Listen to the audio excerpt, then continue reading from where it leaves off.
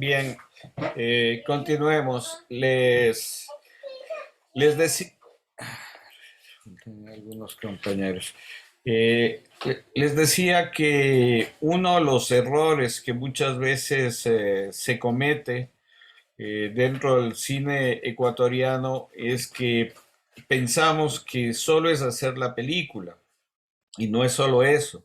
O sea, si uno analiza todo lo que hay detrás del cine, o lo que muchas veces nos quejamos, ¿por qué el cine norteamericano sí tiene una gran difusión y todo eso? Es por eso, porque casi un 30% del presupuesto de una película norteamericana la utilizan en marketing, en difusión, en promoción de ese film.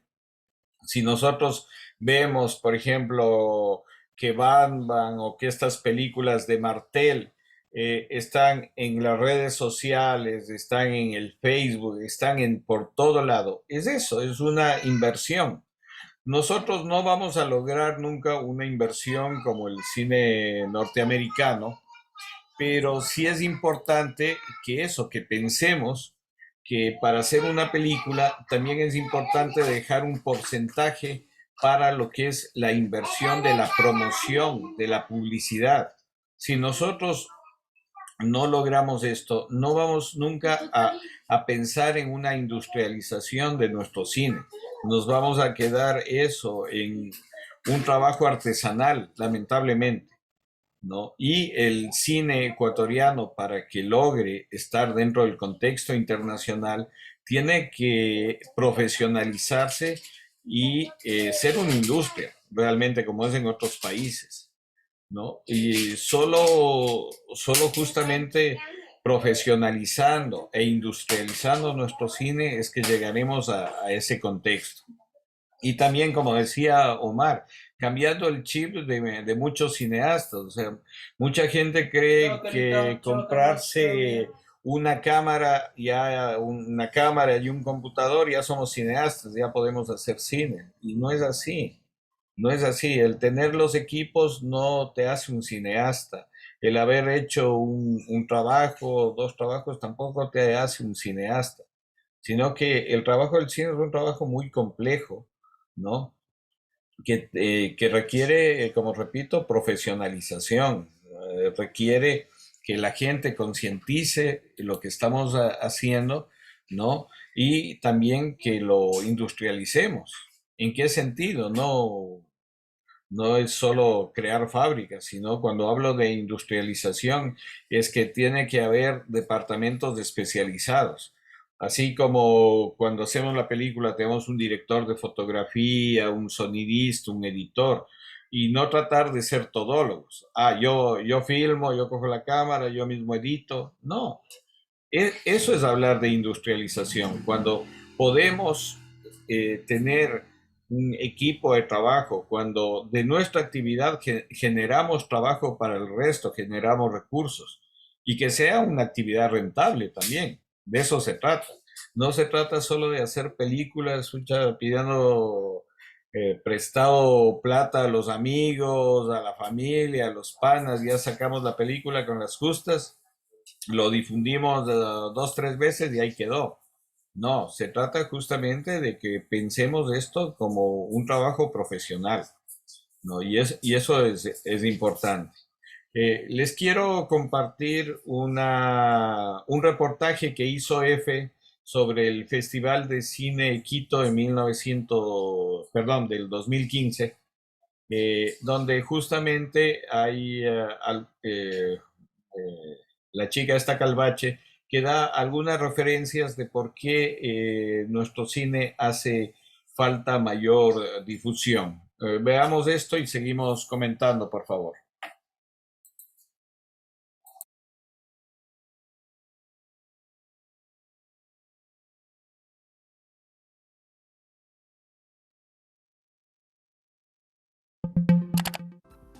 El Festival Latinoamericano de Cine de Quito pone foco este año en las barreras económicas y sociales, si bien el séptimo arte en la región cuenta cada vez con más talento y calidad.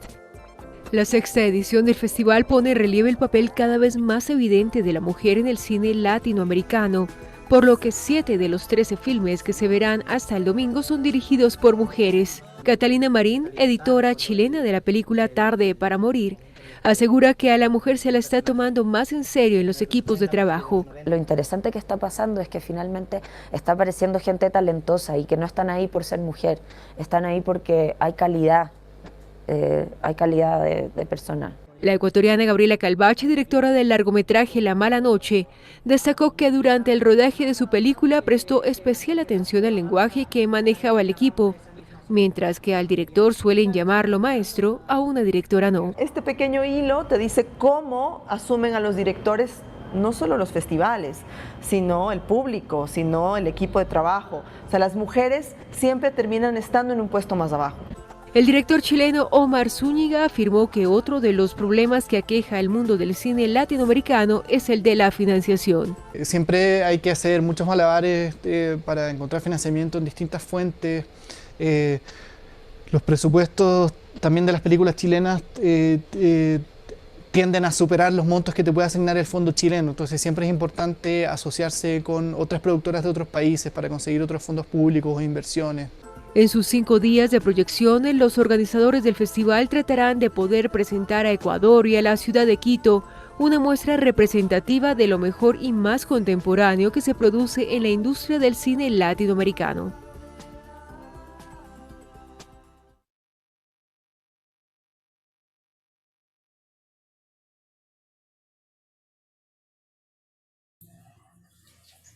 Bien, ese les quería enseñar también en estos momentos. Good morning, sir. Good morning, Judge. Perdón. En estos momentos se está realizando, o se realizó ya el Festival de Cine de Guayaquil. También que por esto de la pandemia se han pasado películas en online, ¿no? Se está haciendo un homenaje inclusive a un director que ha hecho algunos trabajos, Gustavo Valle, ¿no? Que ha participado en algunos concursos desde hace algunos años anteriores, ¿no? Y es un fotógrafo, un director que ha tenido poco reconocimiento en la ciudad de Guayaquil por sus varios trabajos. Qué bueno que este festival lo esté homenajeando, esté presentando esa retrospectiva de este cineasta. Pero sí nos hace falta que también como público, yo siempre creo que hace falta eso, educar al público también, tenga una participación más activa en este desarrollo. Si es que no tenemos público ecuatoriano que vea el cine ecuatoriano, mal vamos a tratar de conquistar otras latitudes, ¿no? Y un poco es el trabajo que hemos visto necesario como Cinemateca, además de todo este trabajo de recopilación de cine que se hace, eso, el de crear una conciencia en el público y que vayamos desarrollando estos espacios de reflexión y de difusión de este cine. Quisiera ver su opinión tanto de este video que acabamos de ver, de este reportaje de EFE, como de esto que les estoy planteando. No sé quién quisiera participar. ¿Qué opinan ustedes sobre esto de la creación de públicos que también es necesario? Vamos con Omar, por favor. Es súper necesario nuevamente al tema del chip, de la mentalidad ecuatoriana, es súper necesario darle la vuelta y ahora como estamos en el boom tecnológico del audiovisual, es reeducar a todas las personas desde las enseñanzas primaria, secundaria, en el hogar, porque es necesario primero valorarse como ecuatorianos. Hay un meme que, perdón, pero es chistoso, ¿saben? Decir, la mamá le castiga al hijo, una forma de castigarle es poniéndolo a ver ese cine ecuatoriano. es un meme que debe cambiarse totalmente. Ese es el mejor ejemplo que puedo dar de lo que pasa verdaderamente en la ciudadanía ecuatoriana con la perspectiva del cine ecuatoriano. Ahora, otra cosa muy distinta es desde la distribución y exhibición de las películas. Un ejemplo que los puedo dar es A tus espaldas, de Tito Jara. Esa película no tenía acogida en la distribución. No, a nadie le dio cabida hasta que mm, una sala de cine le dijo, te voy a dar una sala en el, en el centro comercial El Recreo, en el sur de Quito. De ahí comenzó el boom. Hasta cuando 3 meses después de su exhibición fue la película más taquillera de la historia en el Ecuador. Viendo la acogida que tuvieron en el sur de Quito, comenzó a exhibirse en todo a nivel nacional. O sea, sí es necesario cambiar ese chip, tanto desde la educación de las personas, en la industria ecuatoriana del cine, porque es manejada de manera privatizada. Y el director de la película mencionaba que le ponían como pretexto que en el norte de Quito, en las ciudades de más prudencia, no iba a ser acogida esa película, y resultó ser todo lo contrario.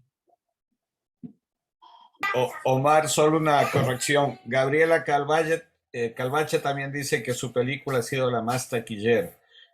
Yo creo que ahí sí hay que ser objetivos y referirse a los números en el sentido de cuánto público tuvo cada una de las películas.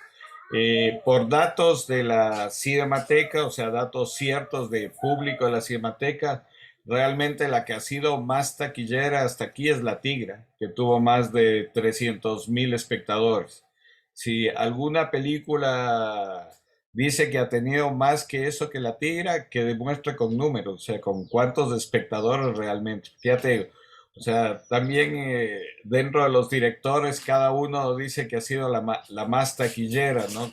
Pero en eso sí hay que ser bien objetivos, o sea, referirse con exactitud a los números, ¿no? Y solo por darte un dato, cuando se exhibió La Tigra, había salas que llenaban 1.000 personas, como el Bolívar, no, o el República, cines mucho más grandes, de 800 personas.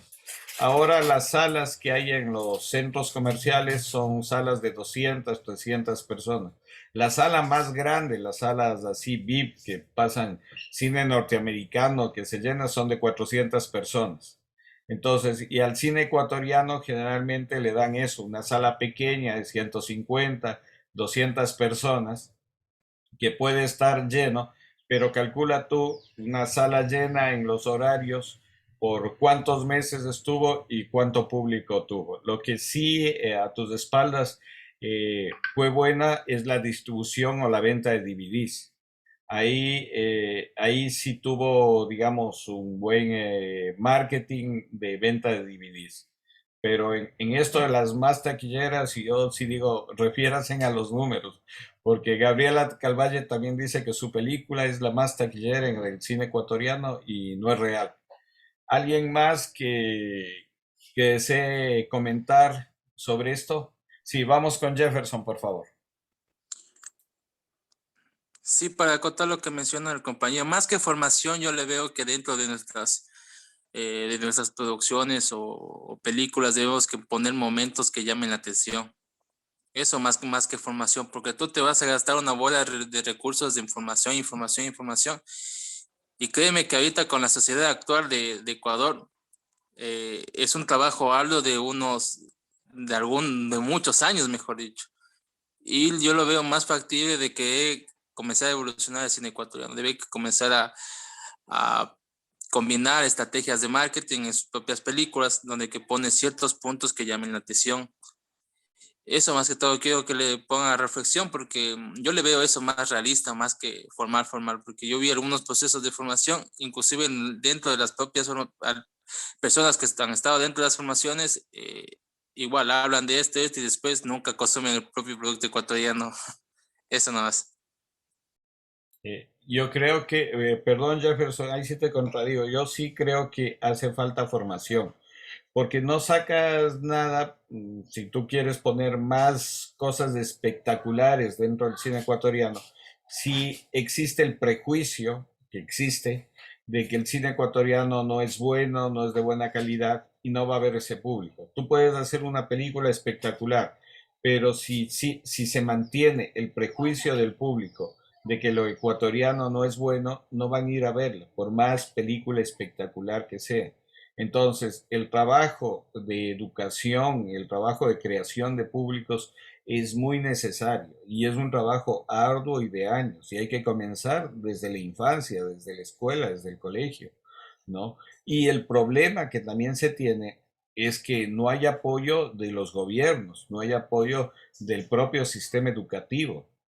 Por eso es que si tú ves en la mayoría de programas educativos han eliminado la educación de artes, ¿no? No se enseña artes en las escuelas, en los colegios y en la universidad mucho menos, a menos que estés en la Facultad de Artes o en la Universidad de las Artes, pero en general el resto del público no recibe artes en general. La Universidad de San Francisco, con ser una universidad, llámale aniñada de élite, tiene una mejor formación.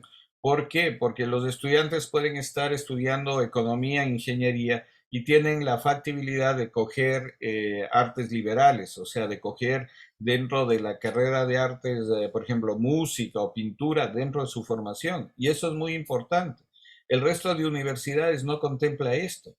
Y es un error porque la formación de cualquier profesional, sea un médico, sea un abogado, tiene que contemplar también las áreas artísticas. El problema es que en nuestro país todavía estamos muy retrasados o limitados en este sentido. Vamos con Francisco, por favor.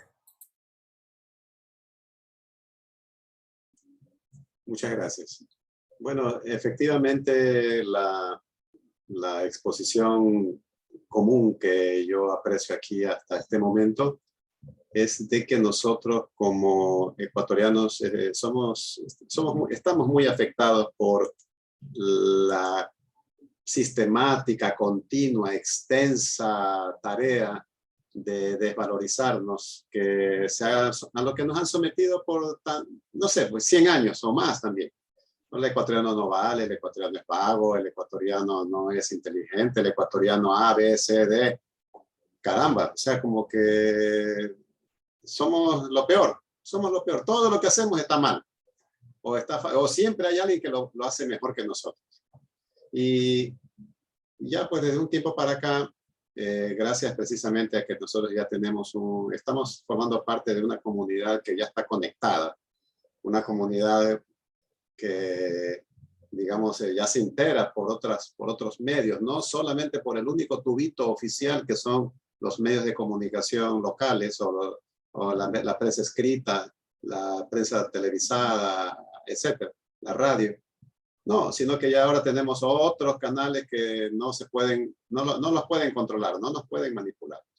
Y ahí ya hemos aprendido algunas cosas y una de ellas es de que efectivamente nosotros somos tan buenos o tan malos como todo el mundo en cualquier parte del mundo.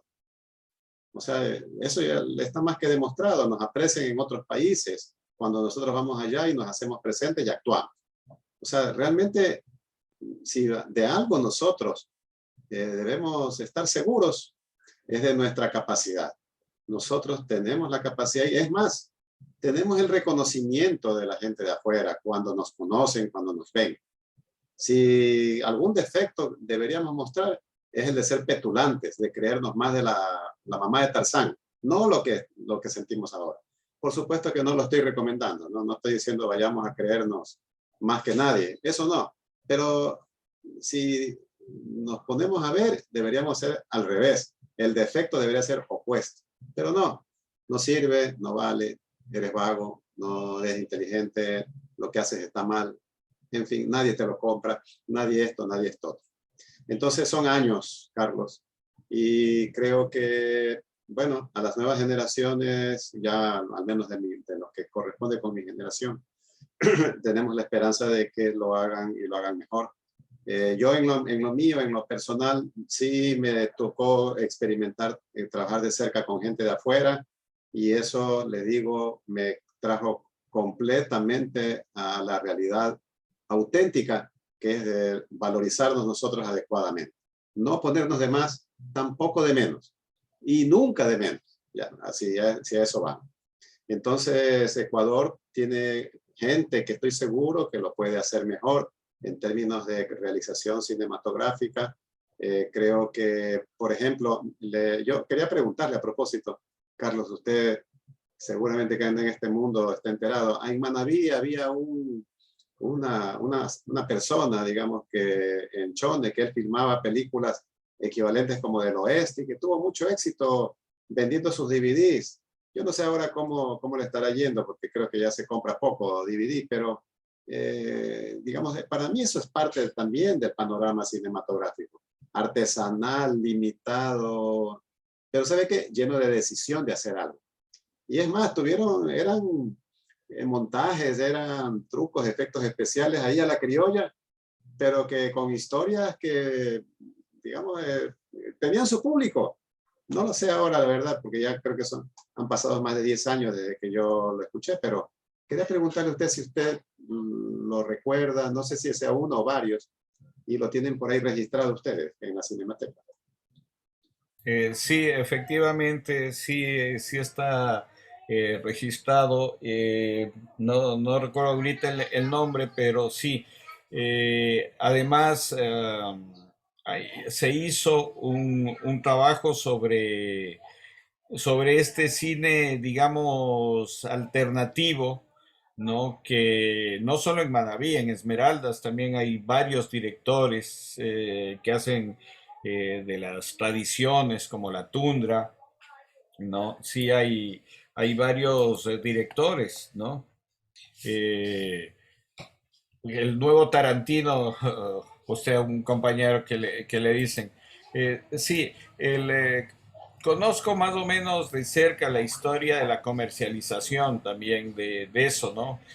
Se dice que él vendió más de 1 millón de copias de estos sicarios manavitas, sobre todo, pero a él no le llegó casi nada porque uno de estos distribuidores que distribuían los DVDs piratas le compró y le dijo, yo te voy a circular tu película, creo que le había pagado 5,000 o 10,000 dólares. Y él comenzó a reproducir y a vender y nunca le daba cuentas de cuántas copias se vendió. Tampoco este dato de 1 millón de copias es exacto, ¿no? No es un dato, pero es como de estas leyendas urbanas de que Sicarios Manavitas vendió más de 1 millón de copias, pero al realizador no le llegó nada de estas ventas porque se metió con esta gente de los piratas de los discos y le pagaron algo y el resto ganaron ellos. Vamos con Carlos Andrés, por favor. Buenas tardes, compañeros. ¿Sí me escuchan? Sí, hay un poco de ruido en su micrófono. A ver. Ahí se le escucha mejor. Ya.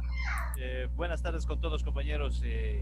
Coincido mucho con Francisco en sus aseveraciones en cuanto a que nosotros podemos hacerlas, podemos trabajar. Y coincido también con Carlos en el sentido de que, si bien es cierto, se puede preparar a la gente, pero desde las escuelas se puede decir, porque quizás yo pasé una experiencia parecida. Yo tenía, en el colegio teníamos un grupo de teatro con Ramiro Pérez Terán, pero fue en el colegio en donde él nos comenzó a formar. Y luego, pues obviamente hasta el día de hoy yo sigo haciendo teatro acá en la ciudad de Tena, pues, y fue una pasión por seguir trabajando con nuestra gente, por sacar algo de las vivencias de nuestra gente y ese tipo de cosas. Entonces pienso que sí se puede cambiar y sí se puede crear un público amante del cine y del cine nuestro. Sí se podría hacerlo. Obviamente, ¿no? Trabajando bastante, como digo yo, desde las escuelas, haciéndoles, qué sé yo, no sé, en las escuelas mismas haciéndoles ver las películas o la producción nacional. Y desde ese ámbito comenzar a convencerles más que nada de que ellos pues tienen que amar lo propio, amar lo que nosotros hacemos acá. Pienso que esa sería una de las tácticas más esenciales para poder generar un público que ame el cine y más que nada que busque el cine local, ame lo que nosotros podemos hacer aquí. Pienso que hay mucha gente y muchos productores que pueden hacer ahora, al menos con las redes sociales, hay muchos productores de contenido, que hay un contenido también bueno, pero obviamente que también hay un contenido malo, ¿no? Y entonces hay que preparar, se puede decir, al pueblo, a la comunidad, para que pueda apreciar lo bueno y apreciar el buen cine que sí lo podemos, como dice Francisco, sí somos capaces de hacerlos. Gracias, Carlos Andrés. Sí, efectivamente, yo cada vez estoy más convencido de que sí podemos hacer buenas cosas, pero también eso, tenemos que tener un público calificado en el sentido de que es un público que pueda apreciar estos trabajos. Vamos con Omar, por favor. A ver, ahí sí. Tal vez lo que estaban hablando del cineasta Manavita, he escuchado sobre Nelson Palacio Cabreras, que es un cineasta que tiene una infinidad de películas realizadas, pero lamentablemente no es visto aquí en Ecuador, sino que en Centroamérica es súper aclamado. No sé si sea ese cineasta. No, y hay otra cosa más. Fernando Cedeño se llama el de Sicarios Manavitas. Fernando Cedeño. Ah, ya. Y otra cosa que mencionaba Francisco, que también me pareció súper importante, el papel que juegan las redes sociales en la actualidad, y sobre todo la red social TikTok. Rompió todo el estándar que tenían las otras redes sociales de ver solo cómo es la inteligencia artificial, programar primero todo lo que es de Occidente. En cambio, TikTok cambió toda esa estrategia, dejó libre el algoritmo, según lo que saben mencionar, para que se vea lo que las personas quieren ver. Y ahí es donde está influyendo bastante la cultura ecuatoriana. Como Ecuador tiene full culturas en dialecto, en forma de ser, forma de vestir. Ahí está avanzando, en esa plataforma está avanzando full la manera de vivir de los ecuatorianos. Y eso sí, por esa parte sí me encanta que haya nuevas alternativas de redes sociales que puedan permitir demostrar lo que nosotros somos. Gracias, Omar.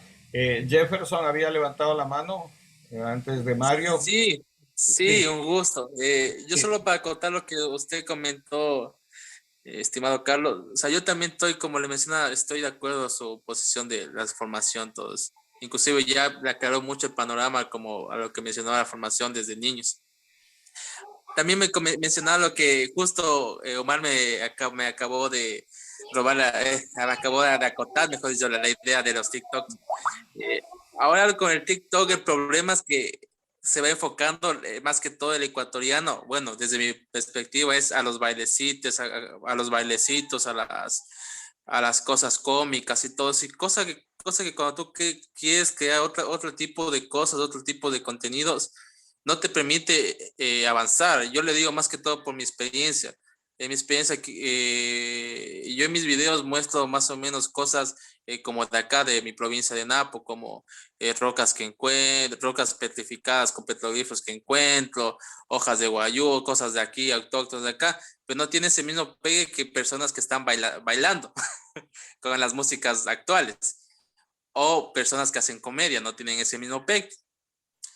Y otro punto también que quería mencionar, que sí es necesario dentro de nuestras historias o cortos o cualquier actividad audiovisual que vamos a hacer, hacer un show, tener un público objetivo para, mediante eso, ir modificando o viendo qué más ponemos en nuestro contenido audiovisual. Yo, por ejemplo, yo les compartí un pequeño videoclip que realicé, inclusive aquí está también Carlos Zunda, que también me ayudó en este pequeño corto. Yo le hice 5 veces e inclusive fui recabando diferentes críticas de diferentes personas para ver cómo me salía. Y de ahí inclusive tengo registrado la evolución de cómo voy cambiando todo este pequeño corto, porque yo tenía una visión muy diferente, muy lineal de hacerlo, pero al momento de ya de ponerlo delante de un público me recomendaba, debes que está así las ideas no están bien fundamentadas, la imagen está mal, así, cosas que se fue cambiando, ¿no? Por eso sí es importante tener ese equipo. Pero ya para llegar a eso sí se necesita un poco más de presupuesto y todo eso. Eso es un gusto. Gracias, Jefferson. Sí, efectivamente hay que trabajar, creo que en eso, en la educación cinematográfica y en la educación de públicas. Vamos con Mario, por favor.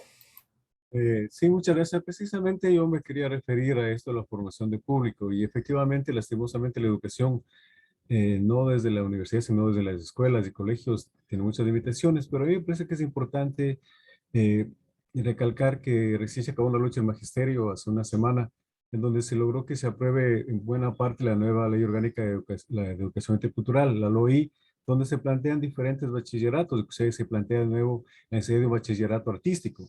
Y yo creo que también que es importante que haya una coordinación, más que con las instancias oficiales, entre con los maestros, o algo para también que se introduzca en estos espacios que hay de educación cultural y artística, realmente insumos que ayuden a que nuestros estudiantes tengan un nivel cultural, a que pues eleven su capacidad de análisis y crítica, su apreciación musical, su capacidad de leer las imágenes, su capacidad de escribir, porque realmente es algo fundamental. Queremos, todo el mundo señala con claridad que la cultura es un arma de liberación. Si tenemos un pueblo culto, un pueblo que maneja bien los diferentes niveles de arte, pues vamos a tener un pueblo que cada vez avance hacia nuevos derroteros. Entonces yo creo que sería importante también que busquemos esa vinculación con los centros educativos, con el magisterio, para que nuestros jóvenes, nuestros niños también salgan de la mediocridad. Y a mí en el trabajo que estamos haciendo, que yo por cierto me tracé los trabajos para participar en estas acciones, soy maestro y estaba bastante ocupado con el asunto de esta pelea que hubo, pero que bueno, ya estoy más libre y me puedo revincular, pero en los trabajos atrasados que estoy haciendo aquí de taller, que espero que entregarlos ahora, en el último se señala que qué pensamos de las redes, de la realidad que tiene que ver con las redes y los medios de comunicación. A propósito de la película que vimos, el corto que me pareció, bueno, no el corto, sino el documental, que no es documental, sino película, pero me pareció fascinante y efectivamente si uno no tuviera información, si uno no supiera y no habría leído antes que eso es un documental, hasta el formato, hasta todo el montaje de fotos, los noticieros, las cosas, no sé pensar que en realidad la pregunta es cuántas de esas cosas no nos hacen los poderes para vendernos cosas que son reales. Esta es una película muy importante que nos ayuda a entender cómo se nos manipula, cómo se manipula. Entonces, sí urge que nosotros pues demos armas a las nuevas generaciones y a la mía, a nuestra mismo, a nuestras personas de nuestra misma edad, para que efectivamente aprendan a distinguir más allá. No es verdad solo lo que sale en la televisión o hoy en las redes sociales. Antes yo recuerdo cuando era joven se decía que lo que no sale en CNN no existió. Hoy diríamos que lo que no pasa en Facebook o en redes sociales no existe. Entonces yo creo que hay que educar en las nuevas generaciones para ser más protagonistas, más críticos, pero también enseñarles a utilizar esas armas, esas herramientas para que también puedan transmitir mensajes. Yo creo que los medios de comunicación, las redes sociales son herramientas que pueden servir para oprimir o para liberar. Entonces en eso está el papel que damos nosotros. Yo creo que TikTok y todas estas vainas que se han inventado y se seguirán inventando, pues hay que saberlas utilizar. Creo que como docentes tendríamos la obligación de alfabetizar a nuestros estudiantes y tengan que hacer que aprendan a utilizar eso para transmitir mensajes positivos, más allá del erotismo o de la simple ganas de vivir la vida.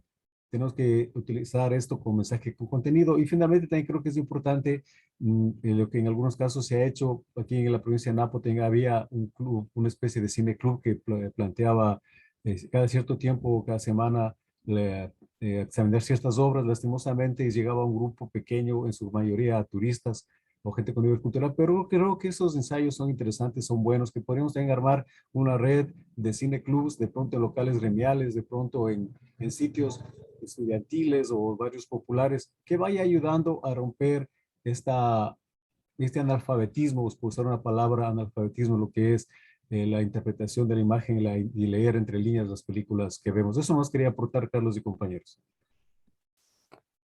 Gracias, Mario.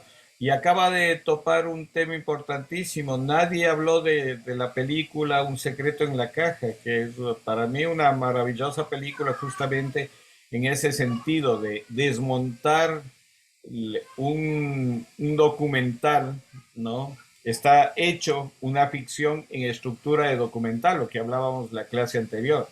Y es una película muy importante para reflexionar justamente sobre eso.